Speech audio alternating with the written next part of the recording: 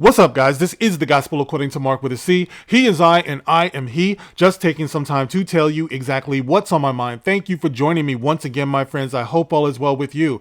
Now, guys, I want to talk about this statement that I heard Bob Iger make because it puts me in the mindset of what I've been talking about with Black Panther and how I've been completely against the decision that Marvel made to kill the character as a so-called honoring to Chadwick Boseman, which we all know is some BS. Like, they did this in the least imaginative way. Chadwick Boseman kept his illness a secret until the day that he passed away, or until after he passed away, it came out. And they had T'Challa do the same thing, just completely ignoring the fact that that has no basis whatsoever in the comic.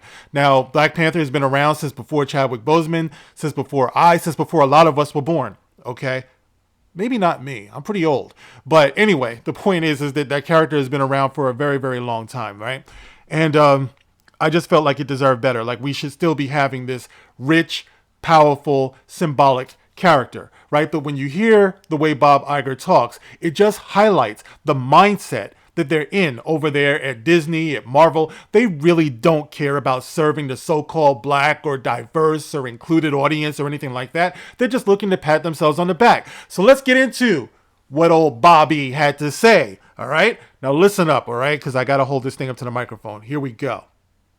Another thing I want to say that I've learned these last 9 to 12 months is, I'm very proud of a lot of the work we've done in terms of diversity and inclusion on screen. When we did Coco, for instance, at Pixar, a great example of that, or Tiana, or of course Black Panther is one of the great examples of that. I allowed those things to make me feel a bit complacent in a sense. It's not that I wanted to be that way, but I thought, wow, we did Black Panther. How great are we? And it caused me to not focus as much as I should have on the culture of the company and the environment and in the voices that were telling those stories as opposed to just how they were being portrayed on the screen. So Bob has talked about... Okay. All right, guys. So you heard what the man said. He pretty much broke his arm, patting himself on the back there, talking about, we brought Black Panther to the screen. How great are we? How great are we for bringing Black Panther to the screen? But he also goes on to say that in putting Black Panther on the screen and Tiana and just about everything else that they do at Disney and Marvel, they really weren't serving the actual voices of the storytellers and the audience of the people that you're actually trying to reach.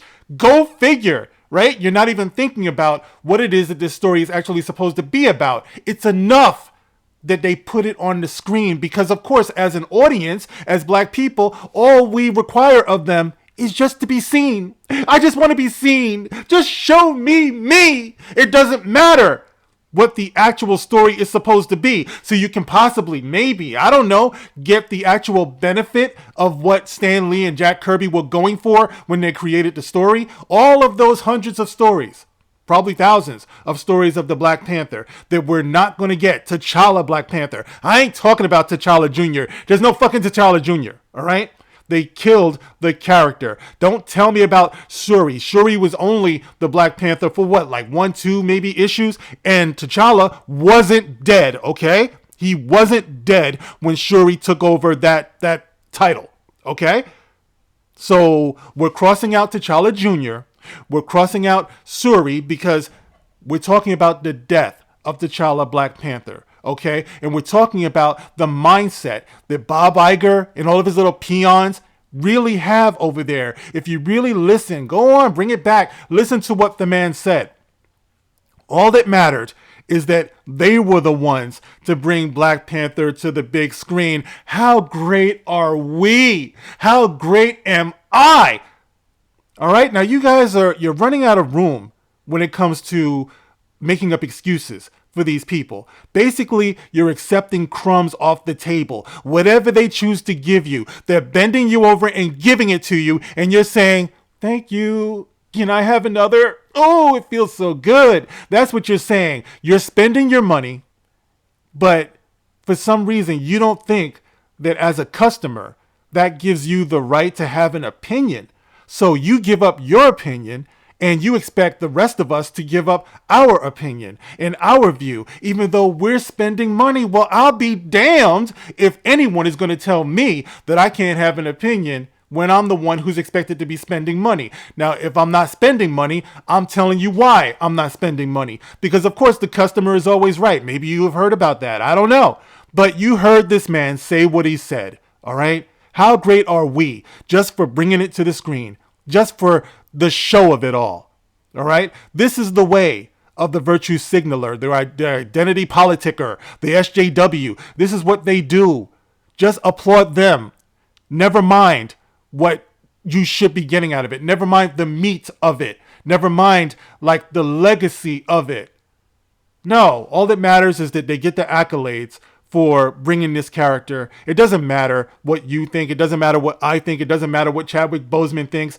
How great are we for doing what we did? But everybody has their moment of clarity. And you heard Bob just say, I really overlooked the voices. I overlooked the point of it all.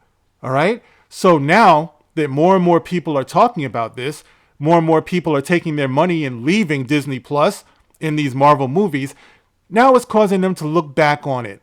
You know, now that the gravy train is slowly pulling into the station, now they're starting to second guess their decisions, their creative decisions. And of course, in time, it will turn out that those of us who pointed these things out were right, as it always is. It's always this way. Hindsight is always 2020. And then maybe you people who have been throwing rocks at us, telling us to shut up, just accept what it is that they're doing. Oh, it's their company. They can run it the way they want. No. It's a give and take. All right. They give. We're supposed to take. We're supposed to give our money. They take our money. It's a relationship. Okay. I'm sorry that you guys want to be a bitch about this and just roll over and accept whatever. And it's very disturbing to me because if you like that with show business, if you like that with entertainment, I can only imagine the way you are with government, the way you are with policy.